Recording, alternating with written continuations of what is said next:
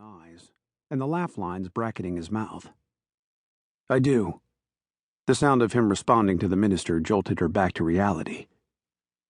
"By the power vested in me by the state of Wyoming, I pronounce you husband and wife," Reverend Watkins said cheerfully. "Son, you may kiss your bride now." Surely Eli wasn't going to kiss her, she thought, as she stared up at her new husband. They had met in person only a few hours ago when he'd picked her up at the airport in Cheyenne. Her pulse sped up when he put his arms around her and started to lower his head. The feel of his firm lips when his mouth covered hers, and the sense of being completely surrounded by the man, sent a shiver of awareness up her spine. It wasn't a lingering kiss, more of a little peck, really. But when he released her and took a step back, the brief contact had been enough to convince her that he was more man than she had known in all of her 26 years. A moment of panic seized her. What on earth had she gotten herself into? But remembering the prenuptial agreement, especially the part outlining a 1-month get-acquainted phase, she began to relax a bit. The marriage would remain in name only, unless both parties agreed to waive the clause and consummate the union before the end of the specified 4 weeks. "Congratulations to both of you," Blake Hartwell said, brushing Eli aside to hug her. On the hour's drive from the airport to his attorney's office in Eagle Fork to sign the prenuptial agreement, Eli had explained that the wedding ceremony would take place at Blake's grandmother's house as soon as the document was signed. Eli and Blake had been best friends since they met in grade school. He and his grandmother, Jean Hartwell, would be their witnesses to the marriage. As Blake wrapped her in a bear hug, she realized he was every bit as tall and muscular as her new husband. She briefly wondered if all the men in Wyoming were as large and intimidating as the two she had met thus far.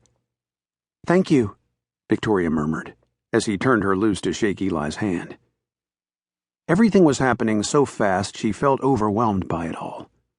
Her first trip to Wyoming, the wedding, and the fact that with a few quietly spoken words she had once again changed her surname were almost more than she could take in. It was surreal to think that in a little less than 4 months, she had gone from being Victoria Bardwell to being Victoria Anderson, and now Victoria Laughlin. "Thanks for your help," Eli said, as she abandoned her disturbing thoughts in favor of watching the exchange between him and his friend. "I appreciate you and Grandma Jean standing up with us on such short notice." "Glad to do it," Blake said, grinning. "I wouldn't have missed this for anything. It's not every day one of my boys gets hitched," Jean Hartwell said. Shouldering her grandson out of the way, she hugged Eli. "You treat this little girl right, you hear?" Turning to Victoria, she grinned. "You got a real good boy here. But if he does give you any trouble, just let me know. I'll straighten him out in 2 shakes of a lamb's tail." "I'll remember that, Mrs. Hartwell," Victoria said, smiling. She wondered what the Hartwells thought of her and Eli's unorthodox marriage, but if they had any objections, they kept their opinions to themselves. They had shown her nothing but kindness and made her feel as if their wedding was like any other marriage ceremony witnessed by close friends. "You're married to one of my boys now," the woman said, kissing Victoria's cheek. "Call me Grandma Jean." Turning to the minister, she asked, "Would you like to join us for some refreshments, preacher?" "I'm afraid I won't be able to stay, Jean," the man said, smiling as he walked toward the front door. "I have to drive down to the hospital in Cheyenne to see a member of the congregation who came down with pneumonia." After seeing Reverend Watkins out, Blake's grandmother motioned for them to follow her. "I've got a wedding cake and some of my best elderberry wine waiting for you two in the dining room. I know you'll want to get on the road before too long, so we'd better get to celebrating."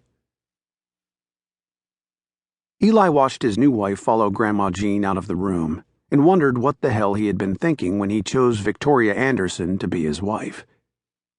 She wasn't anything like the woman he had been looking for when he placed his advertisement on the Hitching Post website. He'd been looking for a woman who could help him out with ranch work and eventually bear him a son to carry on the legacy of the Rusty Spur Ranch.